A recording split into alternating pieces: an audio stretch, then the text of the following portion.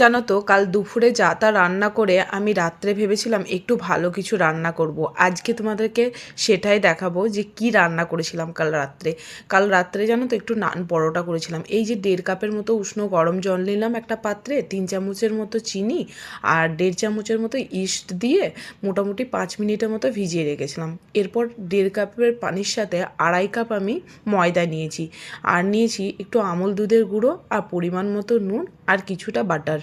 এরপর ভালোভাবে ডোটাকে মাখিয়ে নেব। ডোটা জানো তো বেশ খুব একটা শক্ত হবে না, একদম ল্যালবেল টাইপের হবে। এরপর সামান্য একটু তেল দিয়ে বেশ মোটামুটি 45 মিনিটের মতো ঢাকনা বন্ধ করে রেখে দেবো। একদম ইজি প্রসেস, আর খেতেও খুব ভালো হয়, আর কোনো ঝামেলা ছাড়াই বানানো যায়।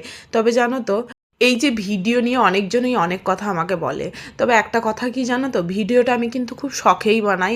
আর আমার সন্তান আছে, সন্তানকে নিয়ে পড়াশোনা করানো, একটা ফ্যামিলিকে মানে পুরোটা ভালোভাবে দেখে তারপর নিজে ভিডিও করে এডিট করাটা মুখের কথা নয়। যারা ভিডিও বানায় একমাত্র তারাই জানে যে ভিডিও করলেই হয় না, তার মধ্যে অনেক কিছুই আছে। যাই হোক, আর আর্নিং রইল বাকি আর্নিংয়ের কথা। আর্নিং নিয়ে আমি কখনোই ভাবি না, কেন বলো তো? কারণ আমি ভিডিও করি এই কারণেই, কারণ রান্না আমার সব থেকে বেশি ভালো লাগে। আর না, রান্নার প্রতি ইন্টারেস্ট আমার প্রথম থেকেই আছে। যারা আমাকে ছোট থেকে চেনো তারা সবাই জানো যে আমি রান্না করতে প্রচণ্ড ভালোবাসি। তাই সেই হিসাবেই আমি রান্না করি। আর হ্যাঁ, আর্নিংয়ের কথা যদি বলো, হ্যাঁ সোশ্যাল মিডিয়া থেকে সবাই আর্নিং করছে, তো আমিও যদি চেষ্টা করি কেন করবো না বলো? এটা তো সবার অধিকার আছে, তাই না? ছাড়ো, রইলো বাকি পরের কথা। এদিকে আমি পরোটার লেচিগুলো কেটে নিয়েছি, এরপরে বেশ মোটা করে বেলে নিয়ে তাওয়াতে দিয়ে প্রথমে সেঁকে নিয়েছি। দেখো কত সুন্দরভাবে ফুলেছে। ফুলার পরে তারপরে তেলটাকে দিয়ে ভালোভাবে সেঁকে নামিয়ে নিয়েছি।